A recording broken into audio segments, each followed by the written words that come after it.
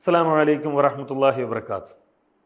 അള്ളാഹുവിൻ്റെ റസൂലിനെ സ്നേഹിക്കുക എന്നത് മതത്തിൽ വളരെ പ്രധാനപ്പെട്ട കാര്യമാണ് എന്നും അത് അള്ളാഹുവും അള്ളാഹുവിൻ്റെ റസൂലും വളരെ കൃത്യമായി കൽപ്പിച്ചതാണ് എന്നും നമ്മൾ മനസ്സിലാക്കുകയുണ്ടായി.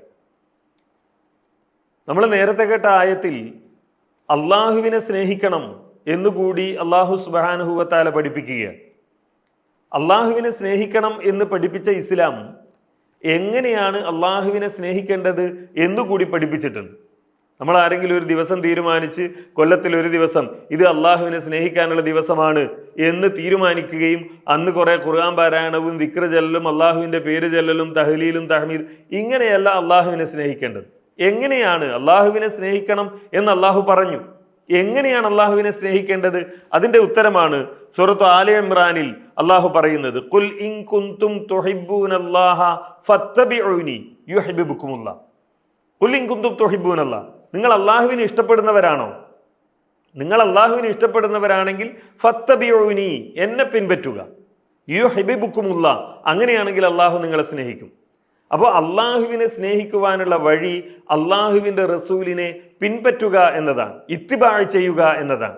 ഈ ആയത്ത് ഇമാം ഇബ്നു കസീർ റഹിമഹുല്ലാഹ് വിശദീകരിക്കുന്നുണ്ട്. അത് വിശദീകരിച്ചിട്ട് അദ്ദേഹം പറയാണ്, ഹാദിഹിൽ ആയത്തുൽ കരീമ ഹാക്കിമത്തുൻ അലാ കുല്ലി മൻ ഇദ്ദഅ മഹബ്ബത്തല്ലാഹ്. ഞങ്ങൾ അള്ളാഹുവിനെ സ്നേഹിക്കുന്നവരാണ് എന്ന് വാദിക്കുന്ന മുഴുവൻ ആളുകൾക്കുമുള്ള മറുപടിയാണ് ഈ ആയത്ത്. എന്താ അതിൽ പറയുന്നത്?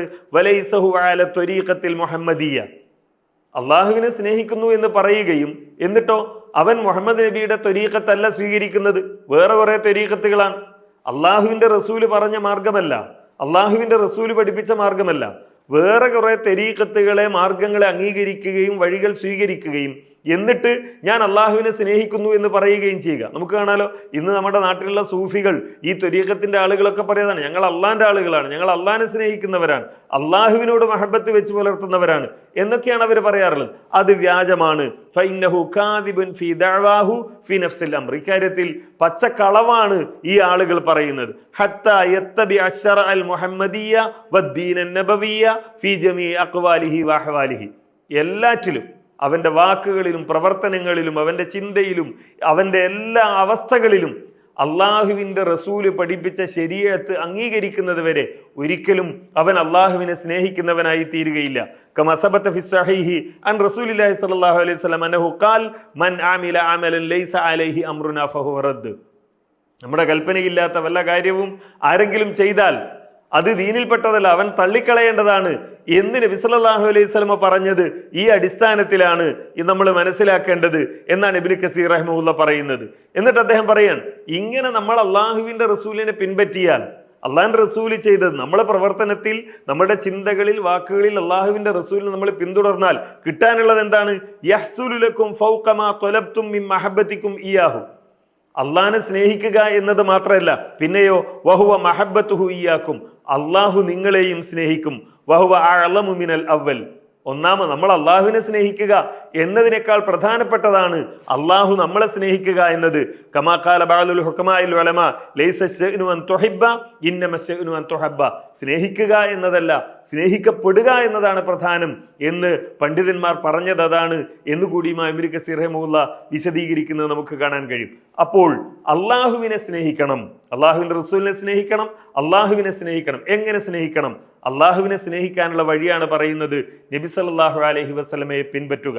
അങ്ങനെ പിൻപറ്റിയാലോ അള്ളാഹുവിൻ്റെ സ്നേഹം കിട്ടും. അത് വളരെ പ്രധാനപ്പെട്ട ഒരു കാര്യമാണ്.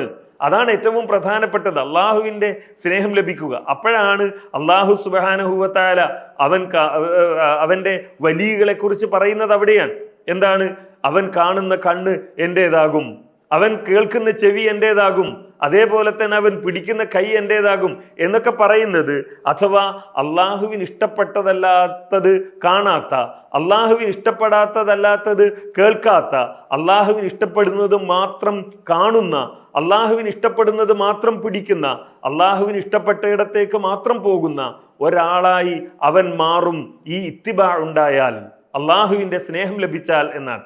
അപ്പോൾ നബി സല്ലല്ലാഹു അലൈഹി വസല്ലമയെ സ്നേഹിക്കുക എന്നത് ഇങ്ങനെ ഒരു റബീഉൽ അവ്വലിൽ ഒരു ചടങ്ങായി നിർവഹിക്കുന്ന കാര്യമല്ല, മറിച്ച് ജീവിതത്തിലെ മുഴുവൻ അവസ്ഥകളിലും എല്ലാ ഘട്ടങ്ങളിലും എല്ലാ സന്ദർഭങ്ങളിലും അള്ളാഹുവിൻ്റെ റസൂലിനെ സ്നേഹിക്കുക എന്നത് വളരെ പ്രാധാന്യമുള്ള കാര്യമാണ്.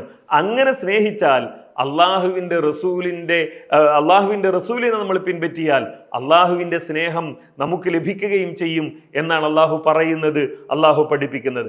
ആ തരത്തിൽ ലഭിക്കണമെങ്കിൽ അള്ളാഹു പറയുന്ന നിബന്ധന ഇത്തിബാ ആണ്. നബിദിനം ആഘോഷിക്കുന്ന ആളുകൾ പരിശോധിക്കേണ്ടത് ഈ ഇത്തിബാ നമ്മളുടെ ജീവിതത്തിലുണ്ടോ. എല്ലാറ്റിലും അള്ളാഹുവിൻ്റെ റസൂലിൻ്റെ വാക്കുകളെ, അള്ളാഹുവിൻ്റെ റസൂലിൻ്റെ പ്രവർത്തനങ്ങളെ, അള്ളാഹുവിൻ്റെ റസൂലിൻ്റെ അവസ്ഥകളെ പിൻപറ്റുക എന്നത് നമ്മളുടെ ജീവിതത്തിൽ ഉണ്ടോ എന്നാണ് പരിശോധിക്കേണ്ടത്. അത്തരമൊരു പരിശോധന നടത്തുമ്പോൾ ഈ നബിദിനാഘോഷം അള്ളാഹുവിൻ്റെ റസൂലുമായി യാതൊരു ബന്ധവുമില്ലാത്തതാണ് എന്ന് നമുക്ക് ബോധ്യപ്പെടും. അള്ളാഹു അനുഗ്രഹിക്കും.